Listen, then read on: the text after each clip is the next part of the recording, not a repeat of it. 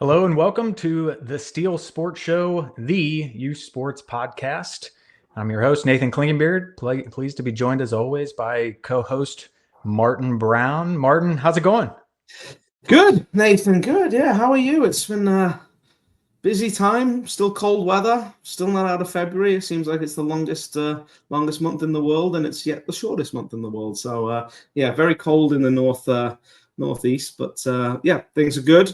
Looking forward to the spring. Lots going on in the sports world, both at the pro level and in the youth level. Just got back actually from a conference with the Institute of Youth Sports Leaders. Give them a little plug in North Carolina. Really great time spent with 75 or so other youth sports organizations, learning some things and sharing some best practices. And a good couple of days actually, and it was nice to be in some somewhat warmer weather. Although I don't think the North Carolinians thought it was particularly warm, but for me as a New Jerseyan, it definitely seemed a little warmer. So, Yeah, but it was good. yeah, How about you?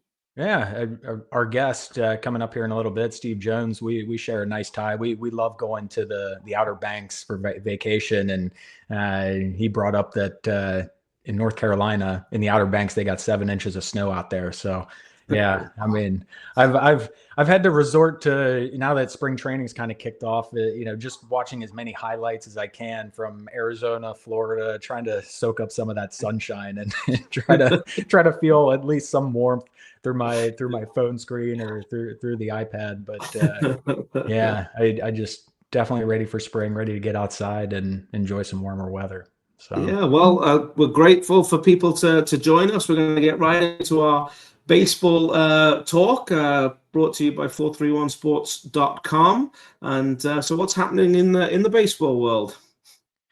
yeah, and speaking of Florida and spring training, just wanted to bring up Team Steel, one of our regions in New York. They sent a team down to Vero Beach in Florida, at the Jackie Robinson Training Complex, which used to be the former Dodgertown, where the LA Dodgers spent decades for all their spring trainings. And they've been doing a trip down to Florida, trying to do it just about every year now. And I know the kids had just an absolute blast.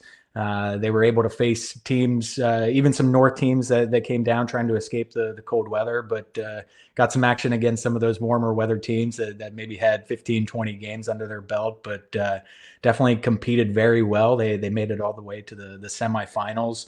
But yeah, I mean, looking at all the pictures and the videos that they sent over, just had a really great time, and especially to be able to experience that complex. And I know Major League Baseball has done just an incredible job of revitalizing, what used to be the old Dodgertown, and our ties with Tommy Lasorda, and Yeah. he loved that place. He felt like it was really a second home for him, and obviously being down there for month and a half, 2 months each year, getting the reps in, getting the teams ready to go for the season. But yeah, I mean, I was going back and looking at some Tommy stories of Dodgertown, and obviously, I'm sure there could be a book full of stories, of Tommy and his antics down at A Dodgertown. series of books, I Yeah, think. it's too bad they didn't have documentaries or anything like that, like Hard Knocks. Yeah, yeah. He would have been perfect for that. He would But have had he would have had a Netflix deal, I oh, definitely think, at this point, and there would have been multiple series. yeah, he would have been a star. But yeah, no, one of the stories I was reading, it cracked me up, and how Tommy was just a motivator, and he really inspired his players. But one of the stories I read was, and the players stayed on site. They had Yeah. rooms, they had kind of like dorms, if you will, or hotel rooms, if you will, right there on site. So everything was right there for everybody. And there was one story about it was like midnight, and all of a sudden a player's phone rings and he answers it, hello, and it's Tommy, and all he says on the other end of the line is, "Why didn't you hit the cutoff man today?" And the player's like, "Coach, it's midnight," and Tommy's response was, "Cutoff men don't care what time it is. Fix it tomorrow," and then hung up. That's a So classic Tommy. That's awesome. exactly.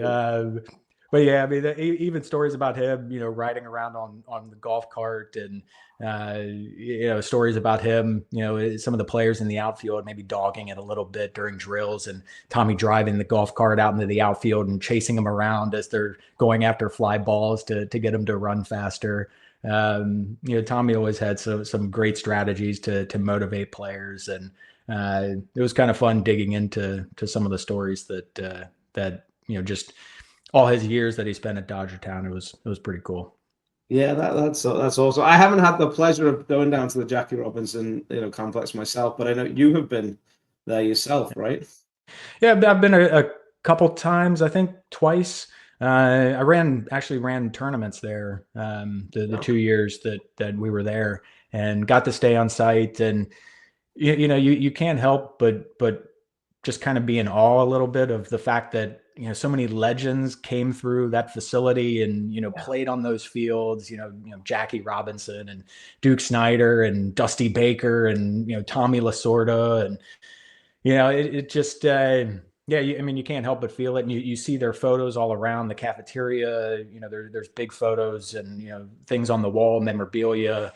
One of the cool stories I have is just my first time there, just walking around the complex and looking at everything and kind of taking it all in. And we went over to the bullpen area where the pitchers have their sessions, and there are a number of mounds there for all the pitchers. Obviously, with spring training, you have just a load of pitchers there, but off into one area there was just a solitary pitcher's mound. It was just kind of off by itself, and I'm like, this is strange. You have all these mounds kind of in a row, but then you have this one kind of off to the side. And so went over there and just looking around, and it turns out it was actually Sandy Koufax's private pitching mound. And the reason Wow. being was it was right under these like four tall trees. So the mound was always in the shade. And so that was his private pitching mound. So of Wow. course I had to take a picture standing on it, but Of course. kind of a cool place. Yeah, you're standing on it, you're like, wow, Sandy Koufax, he stood here and through bullpen sessions, or did his warm-ups. So definitely a cool complex, and I'm glad that they've done a lot to revitalize it and keep it going. And they're playing tournaments throughout the year there, and they've done a great job with it. They have, yes. So that's awesome, and I know that our Team Steel families had a great time down in Florida, and Coach Pete down with them, did a fantastic job. So well, that was the our baseball talk brought to you by 431sports.com. We're going to shift gears, actually introduce our guest for today, who I'm delighted to say, like myself, is a fellow Liverpool fan. We're going to start talking a little bit of soccer, brought to you by soccer.com. But it's my pleasure to introduce to the Steel Sports Show the Senior VP of the Lasorda Way, the Steel Sports coaching system, Mr. Steve Jones. Steve, welcome to the show. Thank you very much. I have been watching the podcasts as they've been released, and I'm very honored to be in your esteemed company today. Well, thank you very much. So we're going to start with a little bit of soccer, and we'll start with mine and yours, as everyone knows, beloved Liverpool. Interesting start to 2025. A few more draws than we have expected, but we are sat still at the top of the Premier League, and 8 points, clear going into kind of March. We've still got a couple of good big games. Big game, obviously, on Sunday, and we'll get your take on that game on Sunday. But how have you assessed Mr. Slot's first season in charge at Liverpool?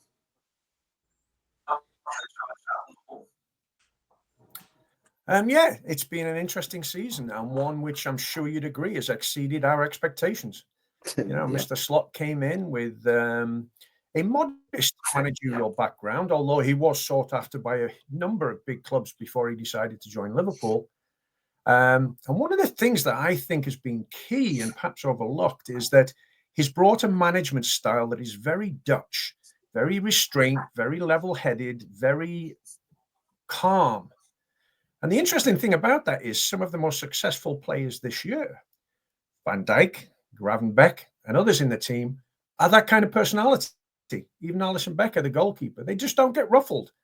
And so I'm very curious as to how that impact has bonded the team. So Klopp, I loved. We all loved him. Emotional character, legend in our lifetime. But I do think the demeanor and leadership of Mr. Slot has suited some of our star players.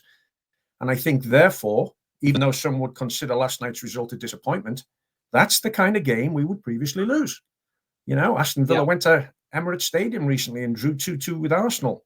So holding them to a draw, taking a point from Villa Park, a great, great stadium, is not a bad result in my eyes, and I'm very pleased with how the season's gone. Now, me and you have differed on this and had many conversations this year. Mohamed Salah, I know, we're coming up out of contract. We've had, I think we're on different ends of this. But I will say that yesterday his contributions have been pivotal. He did surpass Ronaldo's record for the Premier League for the most goal contributions in a Premier League season. And he's only done it in 26 matches, achieving 39 goal contributions, goals and assists. So any change in your thought? I know in Mo Salah, would you give him a new contract? Would you keep him? What's your take?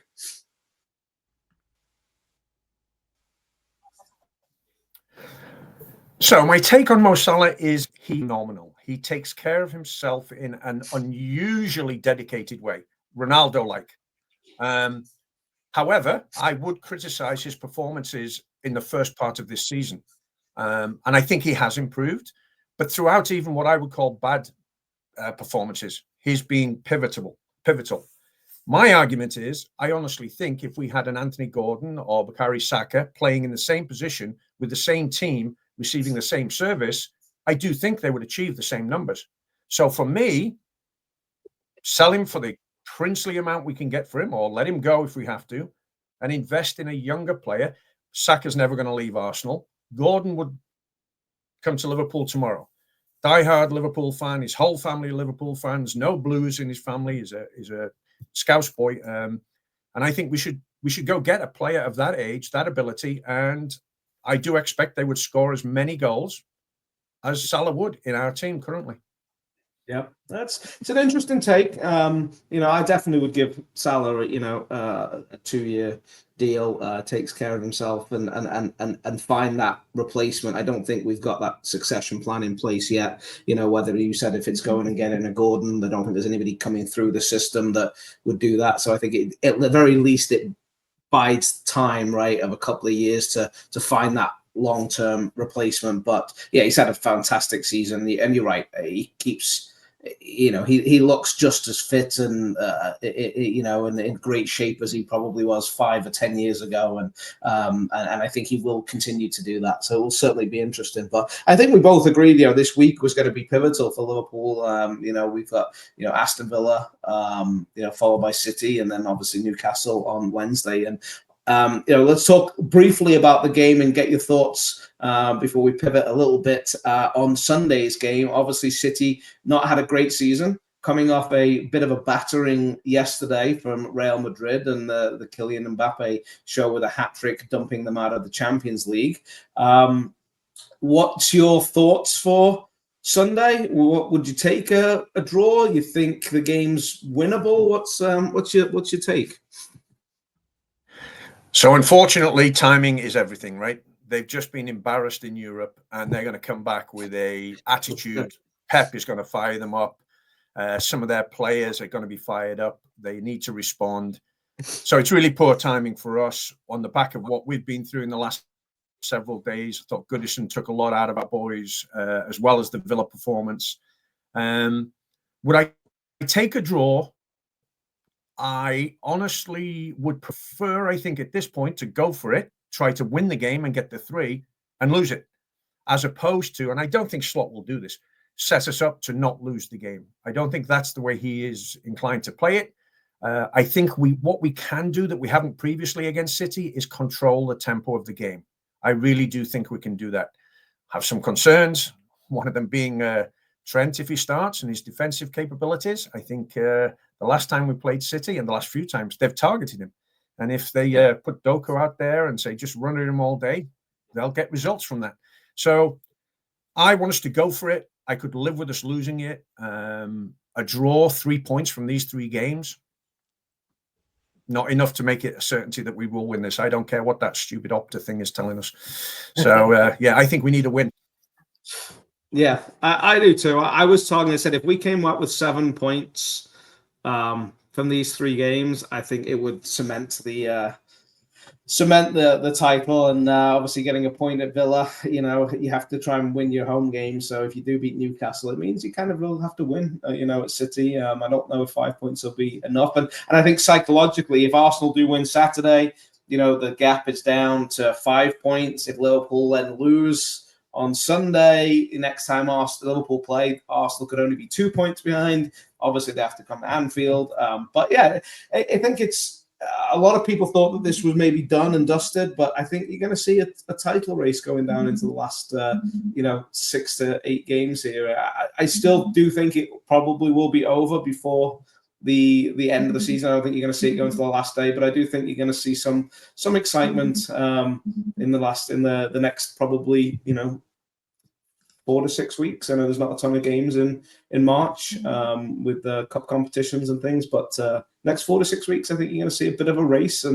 But I still do think we'll win. So, and maybe that's more hope than thought. But yeah, we'll definitely. I think we'll win. So, shifting gears a little bit in the soccer world. I wanted to bring up something from that I read earlier this week from Bob Foose. For those that know Bob Foose is the executive director of the MLS Player Association, and it was interesting, and it actually made me thought about this topic that he brought up, because I actually agree with him, and I wanted to get your take, Steve, and also Nathan, as someone that maybe doesn't follow soccer on a day-to-day basis like others, in our organization. But he criticized Major League Soccer for not taking significant steps to capitalize on the upcoming 2026 World Cup. We are only essentially really kind of 15 months away from the World Cup. Going to be the biggest World Cup with the number of teams. And he emphasized the need to reinforce, for reforms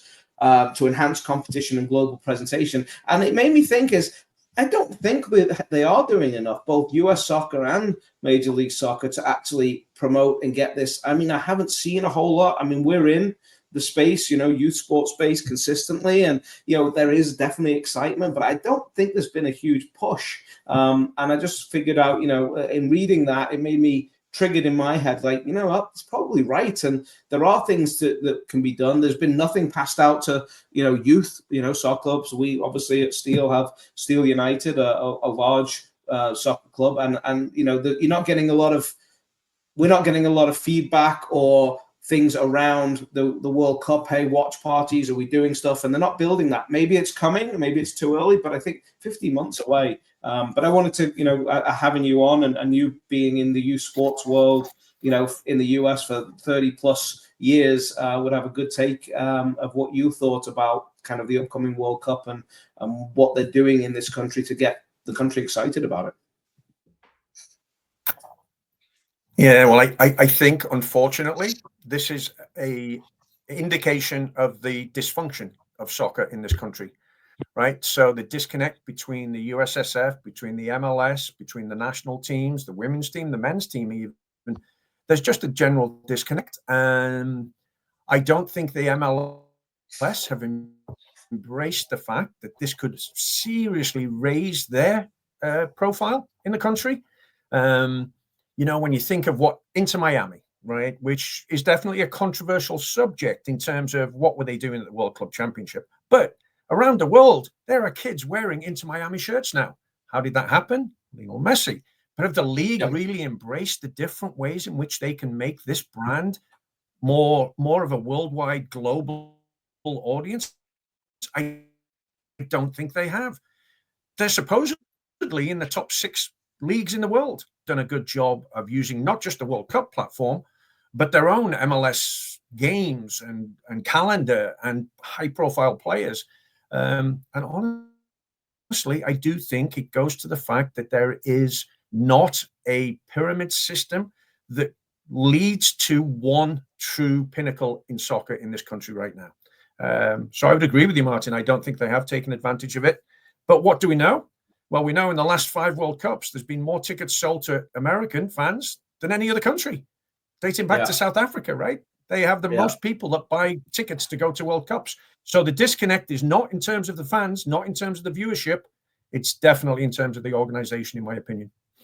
No, I would agree with you, and it's a great point. You talk about that pyramid, and obviously the big news in the last week or so is USL with their ambitious plans, announcing the intentions to launch a Division One league by 2027. I do think it's very ambitious. There are obviously a lot of things that they have to do from a stadium perspective and infrastructure perspective, but with the potential of promotion relegation between whatever that league is, the USL Championship, USL One, USL Two.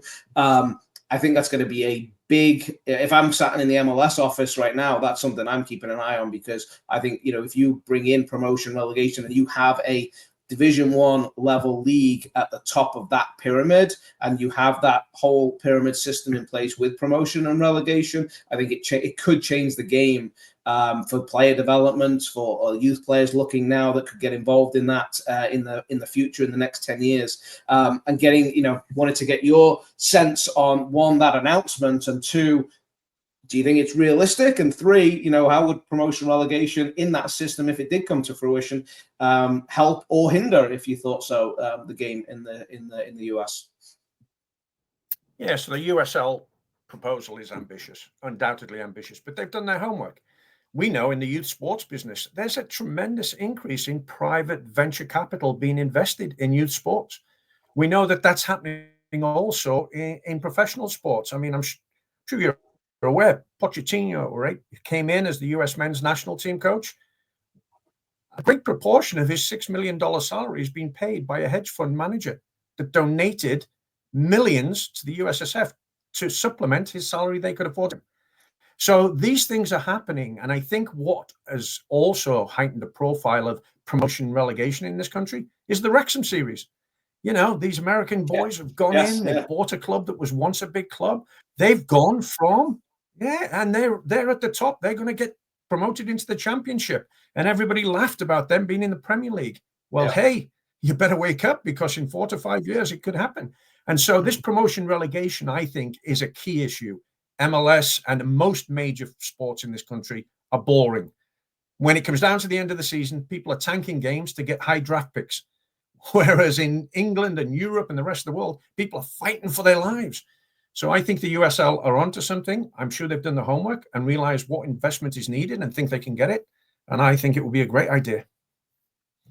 Yeah, and Nathan, I wanted to bring you in as the American on the show. You've obviously grown up in this country. You follow NFL. I know you're a big Cincinnati, fan. You follow Major League Baseball, hockey, basketball, and those other sports do not have and haven't. There's never even any talk about having a similar structure with that promotion relegation, and the whole setup is different. How do you think if USL were able to pull that off, whether that's with or without, and I do think this might also be a bit of a play from them to see how MLS and them could maybe come together at some point. I think that's definitely a concept that is not out of their heads. But how do you think, one, this will be received by the American sporting audience across all, not just the soccer fans, and how do you think it could help or not in soccer in this country try and compete with an NFL or an NBA? I think it's a great opportunity. I think American fans would love this, honestly, and I think it's the perfect place for it, because you're never going to have the major American sports, the NFL, MLB, NHL, NBA.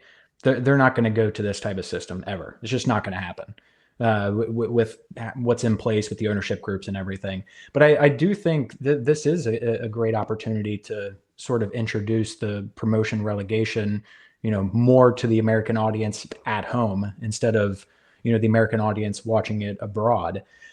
I look at something like college football, for example. There's so much flux in college football where I feel like promotion relegation would be the perfect place for Right. something like college football, where you could have the power conferences, at your top tier, but then you also have some of the lower conferences, if you will, trying to fight to get into that top tier, and vice versa. If a team in the power conference doesn't do well, then they get essentially relegated. Uh, but I think I think fans would just feed into that. They would love that. For the example of you have the championship, you're fighting for a championship, but at the same time, you could also be fighting to stay in that level. It's something that we haven't experienced here, but I think with the rabid fandom that we have in America, I think fans would eat that up. Yeah, it's interesting because I've been in the US now for almost 25 years, and I have followed the other sports. So I do follow NFL. I became a New England Patriots fan for the NFL, and obviously have been really poor since kind of Brady left in the last few years. But it's interesting that you get to the third or fourth game of that season, and you like, oh well, we know, well, we're not going to be in the playoffs. So like, it's like, what are you cheering for the rest of the year other than just to win that game? It's like there doesn't seem to be that greater purpose, and it's always baffled me with because growing up in the UK and following Liverpool, who had obviously great success in the 80s, struggled toward, in the 90s in the league and struggled. It was always something. It was like, okay, we can get into the European places to play in Europe, right? We can have a cup competition, so maybe we can win a cup. So there was always, every week, there was something that you could still get excited about. But as I said, looking on the other side of that, being a Patriots fan the last couple of years, it's been like, once I get to like week 4 or week 5 and you're 1-4 or you're 0-5, you're like, oh, well, the season's done, not going to make the playoffs.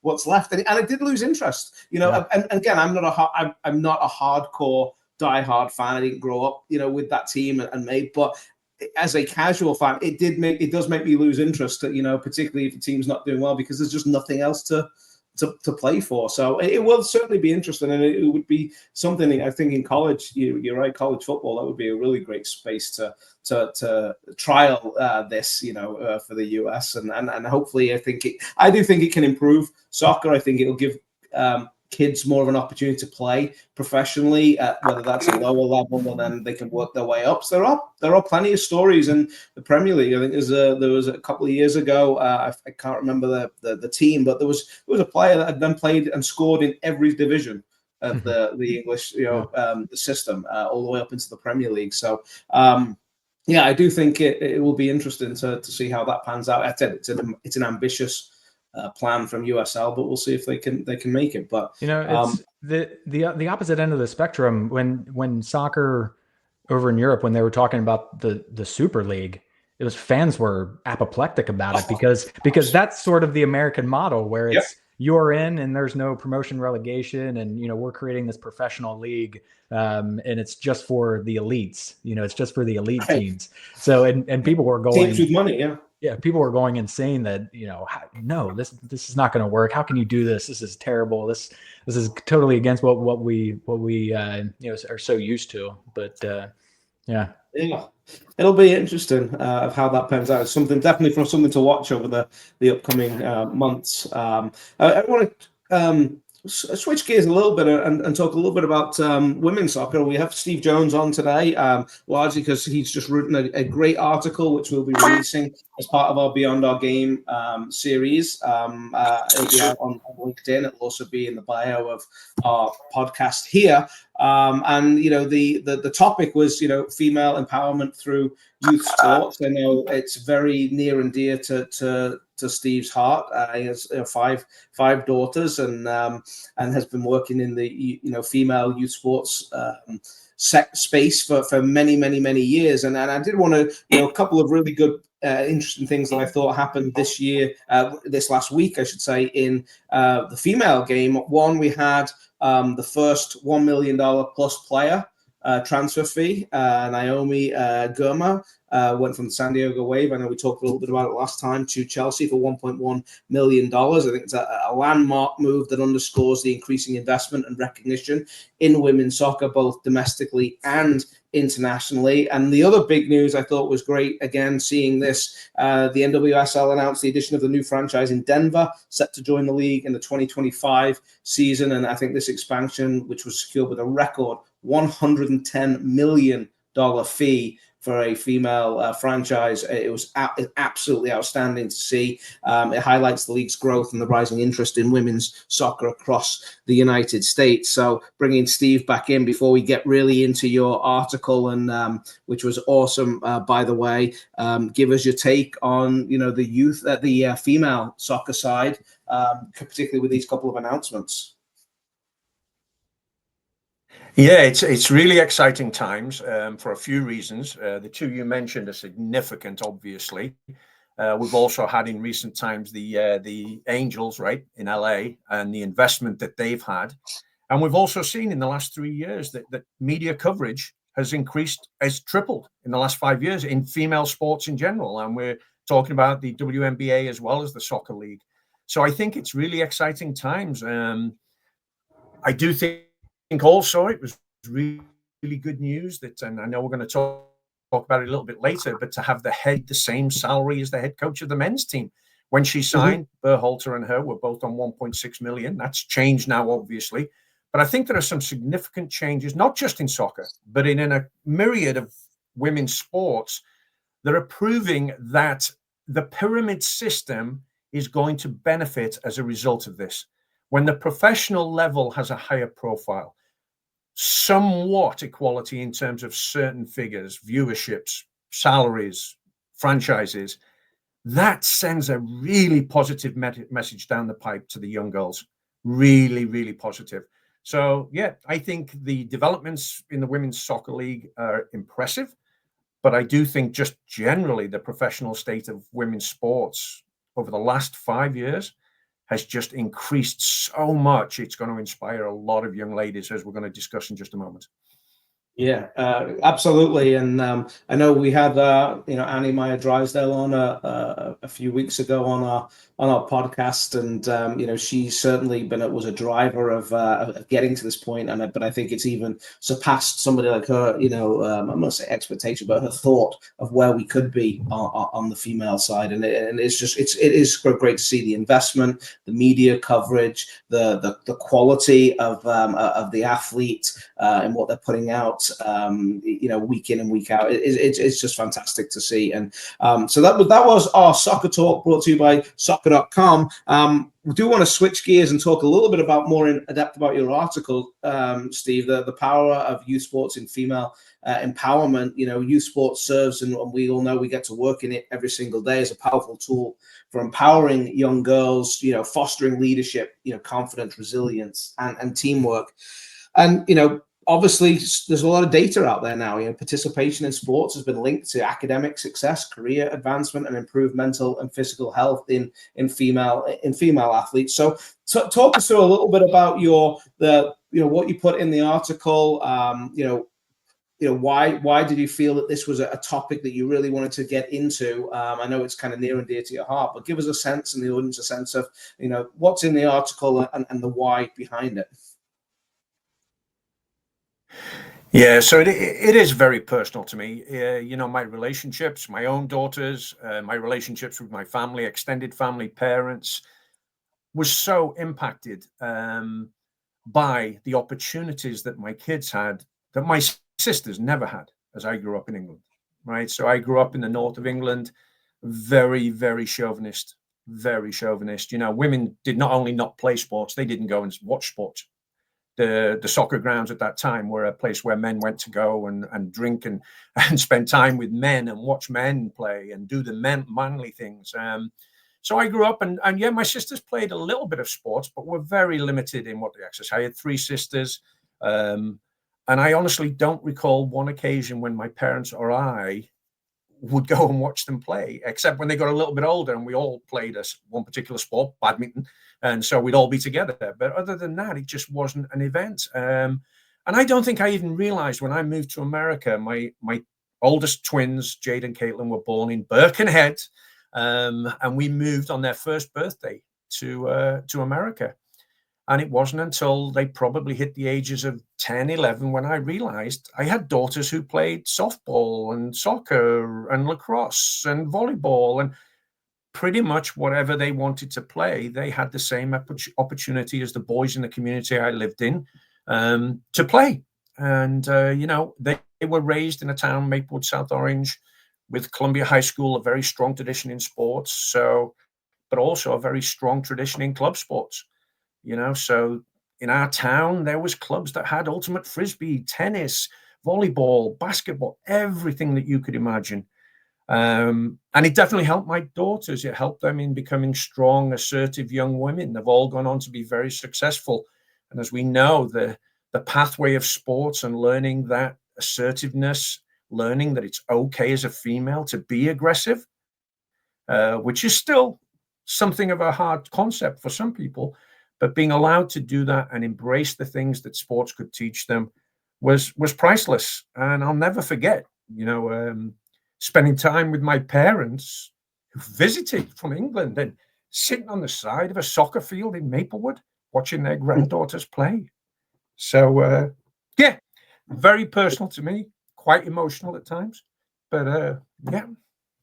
No, absolutely. And, I actually, grew up, as you know, myself, not too far from Birkenhead. For those that don't know, little place opposite opposite Liverpool, across the other side of the river, was actually the inspiration behind Central Park in New York City. For those that don't know that, obviously, I think one of the things that has been really found since I've been here is that this growth of the female role model, right? And then obviously in your article, you talk a little bit about Julie Foudy, you talk about Nancy Lieberman. What qualities, do you think that make a great role model for young female athletes today, as well as, what would you have liked to see if your daughters were playing today? Yeah, and you bring up two great examples there, Nancy Lieberman, Julie Foudy, who were just determined athletes, right? And we're not going to be confined by the female gender kind of stereotype.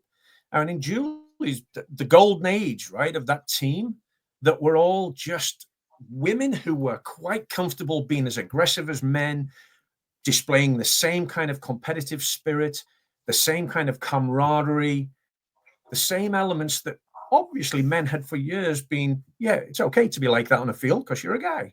Well, these women set that standard, and they therefore showed these younger females who were possibly in the classroom at that time, possibly just in society, that, you can go out in the field and you can just be yourself and you can be the same competitive animal as a man could be. But I think as much as that, it was also a leadership quality, right? It's okay to be outspoken. It's okay to disagree with people in authority, regardless of your gender. And the men's and the women's team, they spoke up about wanting the same facilities, the same considerations, and those things happened. And the women's team, along with some of the Scandinavian countries, were amongst the leaders in equality of training facilities as well as compensation. So I think the example they set was not just on the field. It was off the field, being willing to confront and have difficult conversations and speak up and say, we deserve this. And those role models have continued, right? So you look at the world now and you look at Simone Biles, you look at Serena Williams, you look at Trinity Rodman, and of course, Caitlin Clark. And then we have the example, right? Ilona Mayer, the rugby player who's the most followed rugby player on social media in history, the USA women's rugby player. These women have carried the torch that Ann Myers, Nancy Lieberman, and Julie Foudy, Billie Jean King, they were the pioneers, but now there's a strong group, and it is having a massive impact, which is why in the next couple of years, there'll be more girls playing youth sports than boys. It's why that in 2024-25, there will probably be more female collegiate athletes at NCAA schools than men for the first time in history, if you take out the football, right? It's incredible. These things have happened over time, and you have the dilemma. Youth sports and females, it's growing, and it's exponentially grown beyond what you could have expected. Collegiate has grown and will continue. So where are they lagging behind? It's the professional sphere. Now, when you say that, there have also been major things that have happened in the professional sphere, not just with athletes, but coaches. Like the fact that there's 45 female coaches in the MLB. Who the heck would have thought that? There's 15 in the NFL. There's 15 in the hockey league. Right now, they are not as big as possibly they should be, but from Anne Drysdale's time, that's shockingly good. So youth sports for females, I think, is in a fantastic place. The collegiate is at that tipping point, which is fantastic also. The professional is where they still need to thrive. But Martin, to your point about where you were raised, I'm not sure if you know this, but and I only found this out recently, that the Debbie Hewitt, I don't know if you know her, but she is the first female FA chair. She's the chairperson of the FA in England and the UK. She is also the vice president of FIFA. And has just been re-elected. Debbie Hewitt grew up in Cheshire, not far from you, I don't believe, Hull, I believe. And in England, think back to those days where we were. So there is strides. There most definitely is strides being made. But in terms of the front office, in terms of administrative roles, in terms of the professional sphere, that is over the next 5 to 10 years where the changes need to happen most. Youth sports, great place in this country for females. Jonesy, I know sometimes we can get stuck in sort of our own lane, our own view, and we're here in America and looking at women's sports, but obviously we want to grow it globally, right? So just kind of curious about the culture shifts that you've seen. So vice versa, you traveling back over to the UK, or even maybe your time spending in Italy with our relationship with the Italian Baseball and Softball Federation. So what sort of shifts have you seen on the global front? Well, I'll talk first about England. An unbelievable shift in terms of the Women's Soccer League, which is now the #1 in the world. It's actually overtaken the American Soccer League in terms of attendance, in terms of salaries, in terms of stadiums they use. So in England, when I'd been in America, I'm going to say 5 years, and I started coaching a girls' high school team. And I thought, you know what? I'm going to take them to England. I'm going to take them to England and let them play some games. We couldn't find one single youth or high school team to play. Wow. So in 1994, so 6 years, sorry, after him, we couldn't find a youth team or a school team to play. We had to play Manchester City Ladies, Millwall Lionesses. In Liverpool, we played the Tranmere team. We played Middlesbrough Ladies, and we played another. So my girls, if you can imagine back in the day, all in the same tracksuits, all doing their warm-ups like Brazil, while the opposition would be wheeling their young children out to the side of the field with their husbands. And these women's of 20 to, well, no, older, 30 years of age. And my girls would be, are we playing them?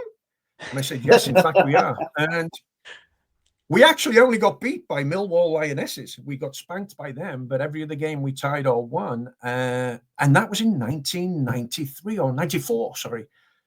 Today, the school teams, the club teams, the league, the growth of the game has been incredible. The women's national team has done an unbelievable job, but also people like Emma Hayes, right, who's actually from the same college as I am, Liverpool Hope University.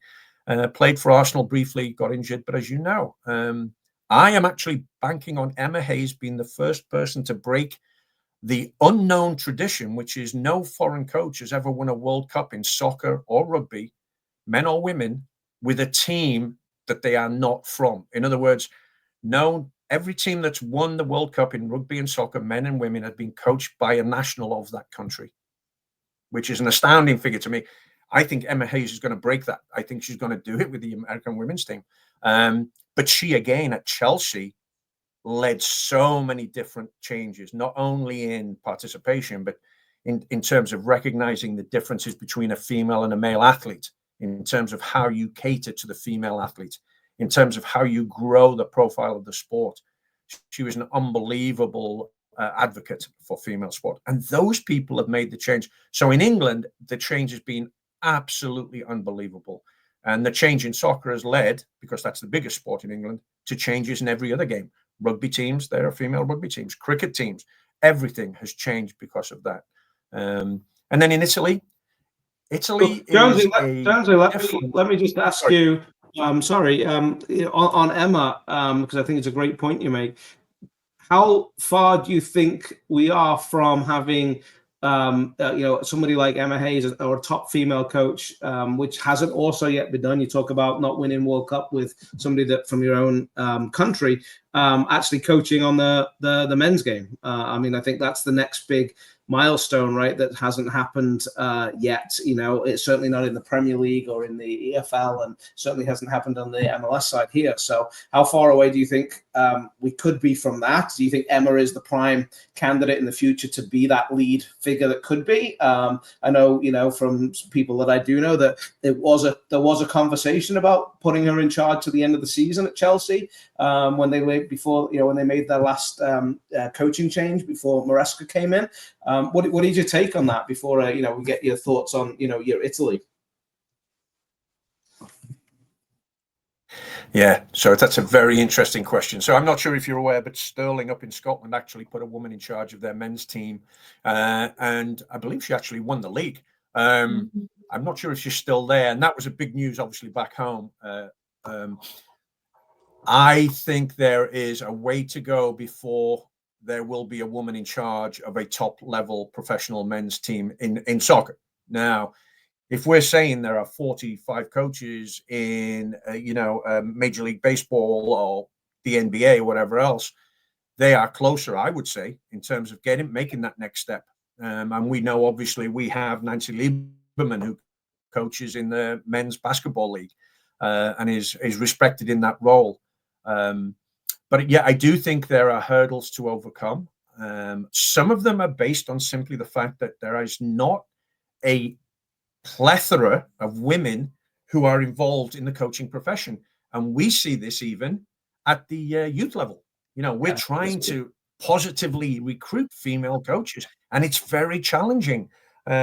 So I do think there are a couple more obstacles. I do only think it's a matter of time. And again, when I look at girls now in girls playing youth sports, I believe that will impact the number of women coaching youth sports. At the collegiate level, this is somewhat controversial, but Title IX came in and was very positive in terms of athletes playing, but was actually detrimental to the number of females coaching women's teams.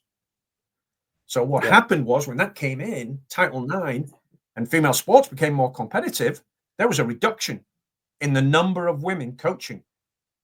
And it was almost 90% before 1972, and it fell to less than 50% as a consequence of Title IX and the perception that you had to have a man in charge of a team that was now competing on a level where there was an expectation of winning. So yeah, I think it's a very deep subject, and there's a lot of studies that need to be done. But ultimately, I don't see it happening in the next few years. But do I see it happening in the next 5 to 10? Yes, I do. Hate to get off topic, but it kind of bugs me that we live in a country where there's so much female empowerment, and yet before this country has had a female president, there are 112 countries in the world that have, including us, Britain, for goodness sake, including India, including Muslim countries. And I do think, again, when you look at the hierarchical systems in countries, that's important. So yeah, I do think there are obstacles to overcome both here in the USA and elsewhere, but I do expect it will happen. But I don't believe it will happen in the next 5 years now.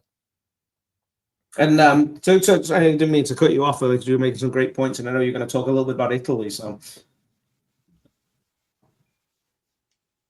yeah, Italy's an interesting phenomenon to me. So as we've been involved for 2 years now with FIBS, the Federation of Italian Baseball and Softball, their softball team has traditionally been stronger than their baseball team. Baseball have had some golden moments, but their softball team solidly performs in the top in Europe. And yet, when there were recent changes, the softball team coaches were all out. And I do get the impression that baseball is not a major sport in Italy. but softball is considered less important. So I do think that in Italy, we still have the perception of male sport is perhaps more dominant.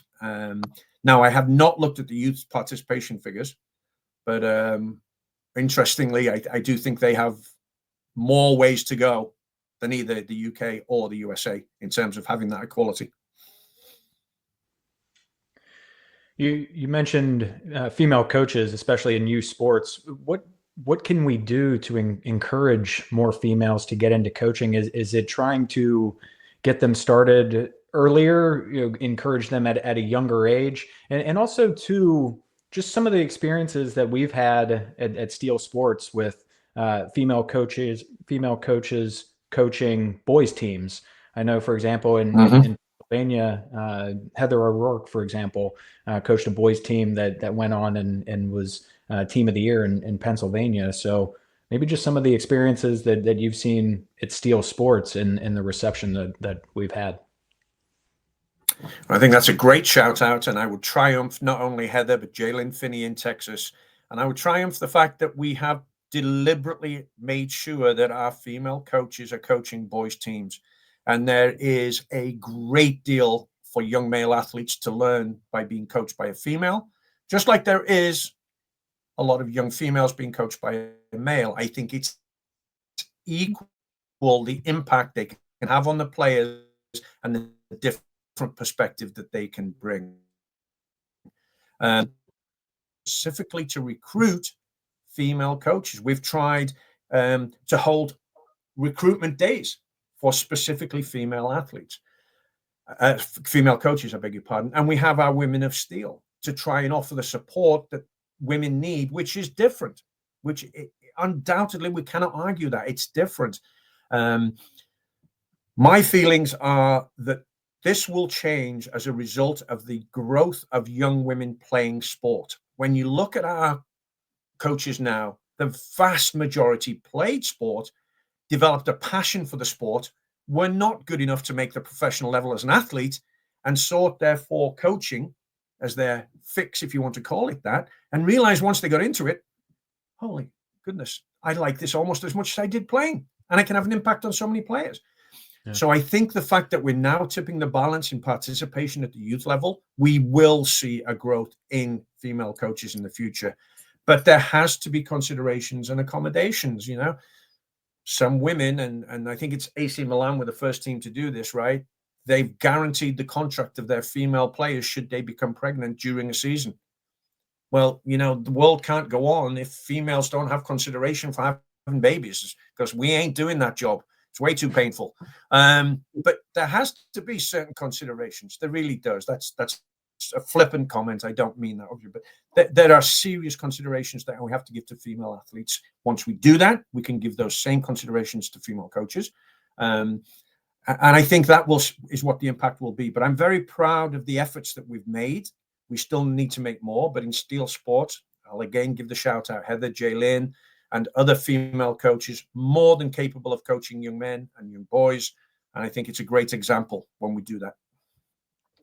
Yeah, absolutely. And Steve, it's been a pleasure to have you on, talk about this. I know it's near and dear to your heart with your daughters and the fact you've been involved with female youth sports and youth sports as a whole for many, many years. We appreciate your time coming on. Great article. I encourage everybody to check it out, take a read. You'll see it in the bio out on LinkedIn. We're going to finish with our stat of the show, and our stat in keeping with our topic here is 94%, Nathan, and that is according to the Women's Athlete Business Network. 94% of women in executive leadership positions played sports in their youth. So there's definitely a great pathway for female youth sports athletes to continue to be involved in youth sports and to continue to make sure that we all as allies also support that and help it grow across the coaching network, the executive network, and the youth sport participation network. So Nathan, great to see you as always. Steve, thank you. It was a pleasure to have you on the show today. Thanks for listening. We will see you all next time on the Steel Sports Show, the Youth Sports Podcast. Take care, everyone. We'll see you soon.